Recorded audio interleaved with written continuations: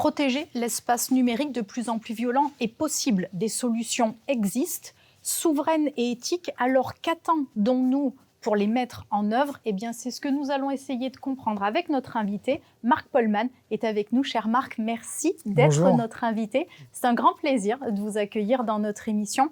Pour faire le point sur l'actualité, on débute avec peut-être quelques chiffres pour mieux comprendre aujourd'hui cette menace à la fois pédopornographique et terroriste en ligne. Quels sont les chiffres dont on dispose aujourd'hui en 2026 ? Alors, les chiffres en 2026 sont pas réjouissants. Les derniers chiffres communiqués par l'Internet Watch Foundation datent de 2025, puisque c'est pour l'année 2025, et il y a une augmentation de 26 385% de certains contenus, notamment ceux générés par de l'intelligence artificielle et qui concernent du contenu sexuel sur des enfants mineurs. C'est pas le tout. Il y a un enfant sur 5, 19,2% des enfants qui sont concernés par ce phénomène. Il y a une augmentation de 400% de tout ce qui est pédopiégeage. Voilà. Tous les chiffres augmentent. Des chiffres vertigineux. On a entendu un certain nombre d'actions mises en œuvre, notamment la fermeture de certains sites, avec notamment ces poupées sexuelles qui ont fait débat. Il y a évidemment d'autres sites avec des échanges qui ont été clairement identifiés, qui ont été fermés. Ce sont des actions évidemment importantes et pour autant, au même moment où ces sites sont fermés, il y en a beaucoup d'autres qui réouvrent quasiment instantanément. Concrètement, quel est l'état de la situation ? Dramatique. Il y a aujourd'hui 15 000 sites marchands qui vendent des poupées sexuelles, qui vendent des choses qui sont à destination des pédocriminels. Par exemple, je sais pas, de la lingerie pour enfants. Voilà. Il y a 15 000 sites marchands.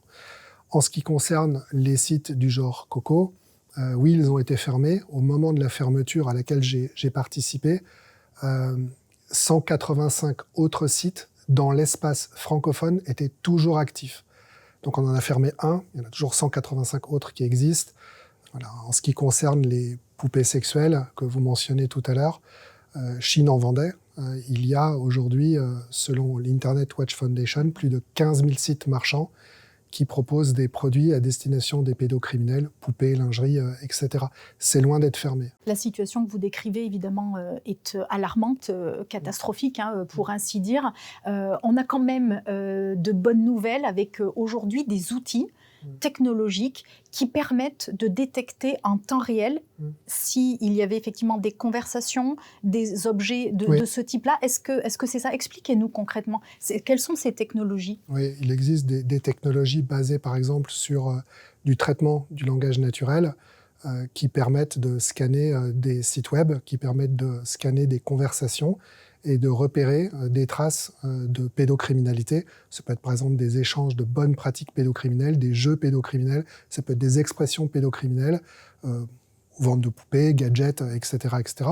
Et donc ça permet deux choses. Ça permet, un, de détecter la présence de ces choses-là et donc de rendre le site, enfin de le traiter d'une certaine manière pour pas qu'il soit accessible. Deuxièmement, ça permettrait de protéger en temps réel l'enfant qui a une conversation avec des personnes, notamment les pédopiégeurs, et d'éviter que l'enfant se fasse piéger. Aujourd'hui, donc ces outils existent, on l'a compris. S'ils étaient mis clairement à disposition, qu'ils étaient rendus opérationnels par les forces qui sont en charge, combien d'heures ou de jours est-ce que ça permettrait de gagner aux équipes, aux opérationnels ? C'est très important. Je prends un exemple. Paris, le 13 novembre 2015. Il y a eu une attaque, il y a eu un bain de sang à Paris. Il y a plus de 132 personnes qui sont mortes. Les terroristes, les 9 terroristes qui ont attaqué Paris, eux aussi sont morts. Plus personne n'était là pour parler. Il restait un smartphone. Ce smartphone, il a été trouvé à 4 heures du matin par un officier de police judiciaire dans une poubelle, laissé par un terroriste. Il a été branché à un outil d'extraction. L'outil d'extraction a sorti, je donne un exemple, 11 000 messages. Alors ça prend combien de temps de lecture pour lire 11 000 messages et trouver des traces criminelles dedans? Ça prend à peu près 2-3 jours pour un officier de police judiciaire. Le problème, c'est que les forces de l'ordre, elles n'ont pas le temps de lire les messages, de les comprendre et de repérer des traces de crimes. Il y a peut-être d'autres attaques terroristes qui sont prévues dans Paris. Donc, ils doivent intervenir tout de suite. On n'a pas 2-3 jours devant nous. Dans cette situation, qu'est-ce qu'on fait ? Alors, il y a des technologies qui permettent aujourd'hui, comme celles qu'on développe, il y a des technologies qui permettent de faire ce travail d'analyse et d'avoir le résultat en moins d'1 minute. Moins d'1 minute versus 3 ou 4 jours, c'est ce que vous dites. Vous parlez là du terrorisme, ce sont des choses qui sont aussi valables pour le sujet dont nous parlions, de la pédocriminalité, quels que soient les contenus illicites qui sont en ligne. Est-ce que cette solution aujourd'hui dont vous parlez, est-ce qu'elle est déployée? Où est-elle déployée? Elle est déployée, elle est utilisée par exemple, des analystes forensiques qui sont mandatés par des juges d'instruction pour traiter des extractions de smartphones. Elles ont été utilisées pour protéger les gens pendant les Jeux Olympiques de Paris, notamment tout ce qui est messages haineux. Elles sont utilisées par des groupes comme, par exemple, Carrefour pour détecter des traces de corruption, de conflits d'intérêts. Enfin voilà, c'est des technologies qui sont utilisées. Aujourd'hui, qu'est-ce qui changerait si cette technologie était par exemple déployée en Europe, dans nos institutions, pour protéger nos enfants? Qu'est-ce qui se passerait en l'espace de 6 mois? Il y aura une diminution drastique. Est-ce qu'on sait chiffrer, est-ce qu'on sait quantifier ce qui pourrait basculer? Les indicateurs souvent donnent l'action à l'acteur politique. Est-ce qu'on sait quantifier cette dimension-là? On arriverait très probablement à éliminer 80-90% des pédopiégeages en ligne.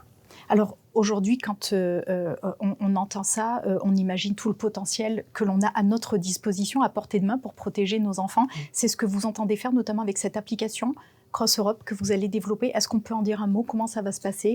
Comment les enfants peuvent s'en saisir, les adolescents? On peut en dire un mot. Donc, c'est confidentiel, mais on est en train de développer une application à destination des enfants pour les enfants qui sont en Europe, pour les aider à, on va dire, mieux comprendre ce qu'est le pédopiégeage, la pédocriminalité, leur donner un certain nombre d'informations.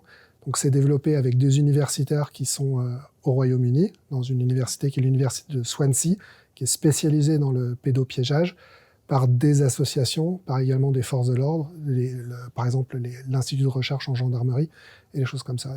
Voilà. Et ce sera une application qui sera donc téléchargeable par les enfants, sur smartphone, pour les enfants, gratuite bien sûr. Voilà. Pour leur permettre évidemment de mieux comprendre et donc de parvenir à se protéger avec évidemment leurs parents et les adultes autour d'eux qui doivent continuer de les accompagner sur ce sujet évidemment. On l'a compris, on a les moyens, on peut aller vite pour un sujet qui est crucial. Qu'est-ce qui nous manque aujourd'hui? Est-ce que les politiques vous ont entendu? Est-ce qu'il y a des choses qui vont bouger? Qu'est-ce qu'on fait pour aller plus vite sur ce sujet-là? Il faut une décision politique. Je vais prendre un exemple. J'ai rencontré le Haut-Commissariat à l'enfance en novembre, lors d'une réunion au centre de recherche de la Gendarmerie nationale, puisque je présentais le démarrage d'une étude qui portait sur les stratégies pédocriminelles que j'anime pour la gendarmerie. Donc j'ai rencontré en novembre. On m'a dit qu'on allait me recontacter, et m'ont pas recontacté, je les ai recontactés en février. En février, on m'a dit c'est urgent. Donc c'était le 26 février, on m'a dit que c'était urgent. Le 28, j'ai répondu en disant regarde, il y a d'autres boutiques en ligne qui vendent des poupées. On peut les fermer tout de suite. J'ai pas eu de réponse. Je les ai relancés en avril. J'ai pas eu de réponse.